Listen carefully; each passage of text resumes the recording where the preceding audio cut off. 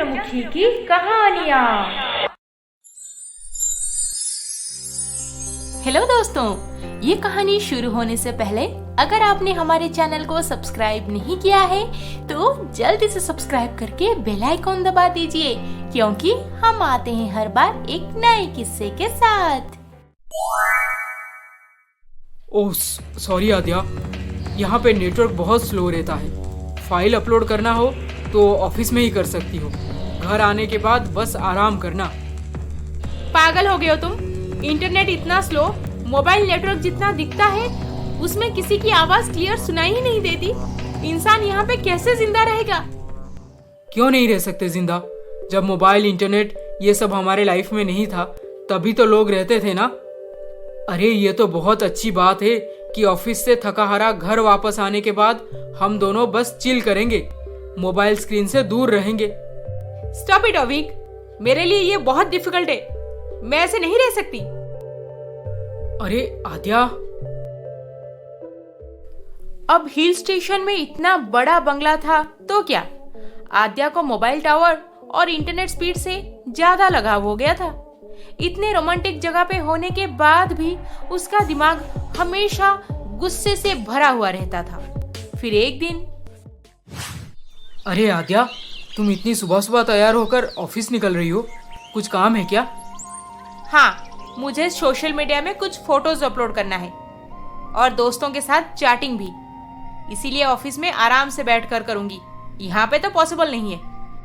आद्या देखो ना, कितना अच्छा मौसम है आज, और मैंने तुम्हारा फेवरेट ब्रेकफास्ट भी बना दिया है। सोचा था कि तुम्हें बेड टी देकर जगाऊंगा, फिर हम दोनों चाय का मजा लेते हुए बात करेंगे, पर तुम तो दोस्तों के साथ चैटिंग करने घर से जल्दी निकल जा रही हो। हाँ, जा रही हूँ। मुझे जिस सब में खुशी मिलती है मैं वही सब काम करती हूँ। ये बोरिंग सा हिल स्टेशन में रहते रहते मैं पक चुकी हूँ। पता नहीं लोग इसे रोमांटिक प्लेस क्यों कहते हैं। एक रोमांटिक फोटो ले लो तो ना तो कहीं उसे अपलोड कर पाओगे और ना ही किसी को बता पाओगे फोन पे, और आस पड़ोस के लोग एक नंबर के गवार। आद्या प्लीज ट्राई टू अंडरस्टैंड, वो वर्चुअल लाइफ है, उसमें कोई सच्चाई नहीं होती। चलती हूँ, बाय।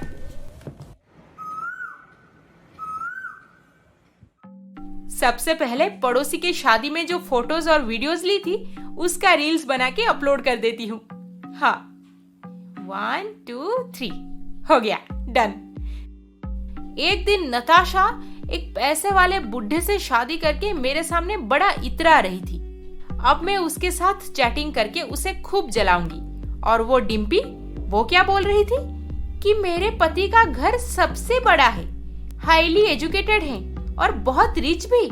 अब भी उसे बताती हूँ कि मेरा अविक ऑक्सफोर्ड से पढ़ के आया है और हमारा हिल स्टेशन में बंगला है, बंगला।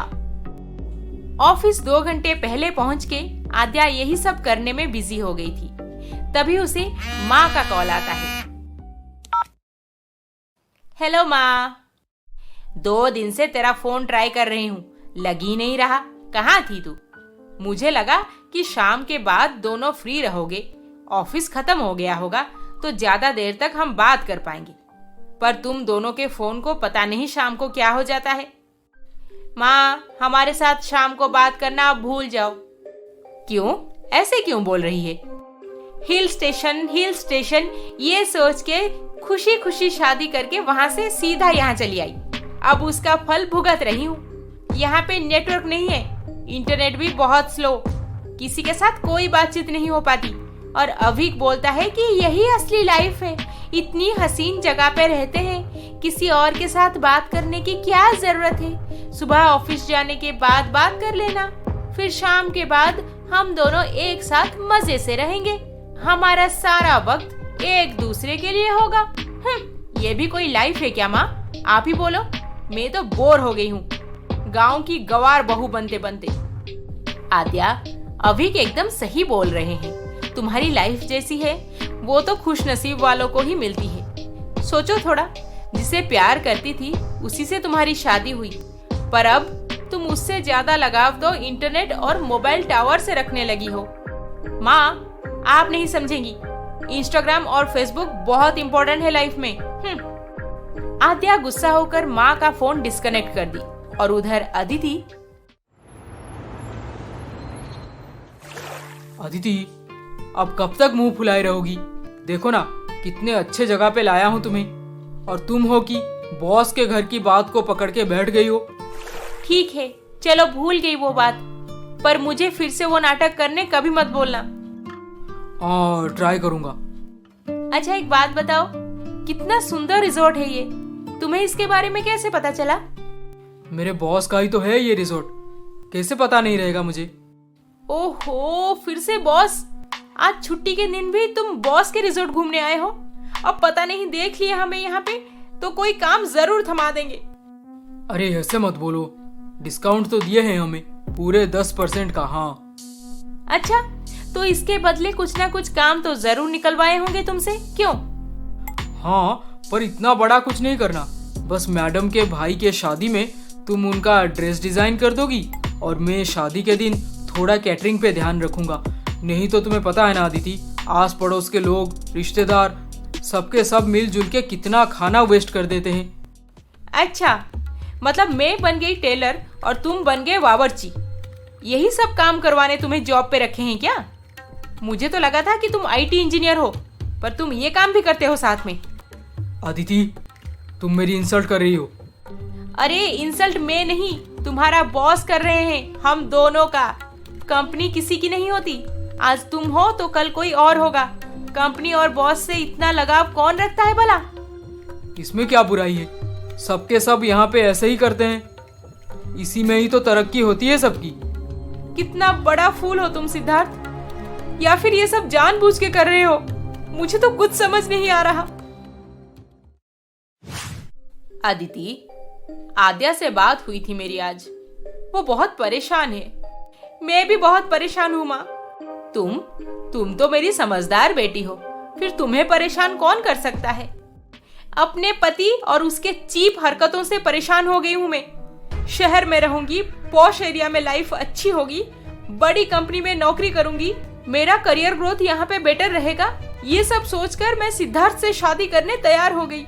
पर ये पागल इंसान बस अपना जॉब, अपना बॉस, अपनी लाइफ, अपना प्रमोशन, यही सब सोचता रहता है। मेरे बारे में तो कुछ भी नहीं सोचता। आखिर बात क्या है बेटी? शो ऑफ, बनावटी जिंदगी, मटेरियलिस्टिक थिंकिंग और पैसा पैसा पैसा, यही सब चलता है यहाँ पे। कोई किसी की कदर नहीं करता। मैं यहाँ पे कैसे जिंदा रहूंगी माँ? मर जाऊंगी घुट घुट के। अदिति, आद्या का प्रॉब्लम तुमसे अलग है, पर मैंने उसे जैसे समझाया तुम्हें भी ठीक वैसे ही बोलूंगी कि हर किसी के लाइफ में कुछ ना कुछ प्रॉब्लम होती ही होती है। अब तुम्हें अपने प्रॉब्लम को सॉल्व करना होगा, ना कि घुट घुट के जी रही हो ये बोलने से सब सही हो जाएगा। माँ बोल रही थी कि आद्या किसी प्रॉब्लम में है, अब उससे क्या प्रॉब्लम हो सकता है? दोनों बहनें आपस में बात कर लिए। एक को शहर की लाइफ पसंद नहीं थी और दूसरी को गांव की लाइफ। फिर दोनों ने डिसाइड किया कि क्यों ना एक एक महीना एक ही जगह पे एक साथ रह के ये परख ले कि वो आखिर कहाँ पे ज्यादा खुश है और कौन सी लाइफ बेहतर है। हाँ अदिति, ये प्लान सही रहेगा।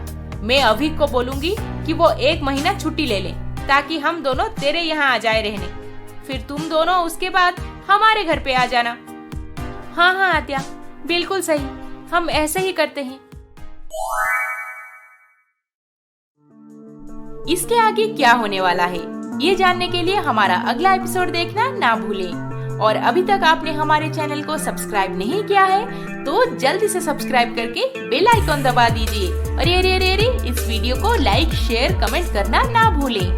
जल्द ही मिलेंगे अगले एपिसोड के साथ। नमस्ते।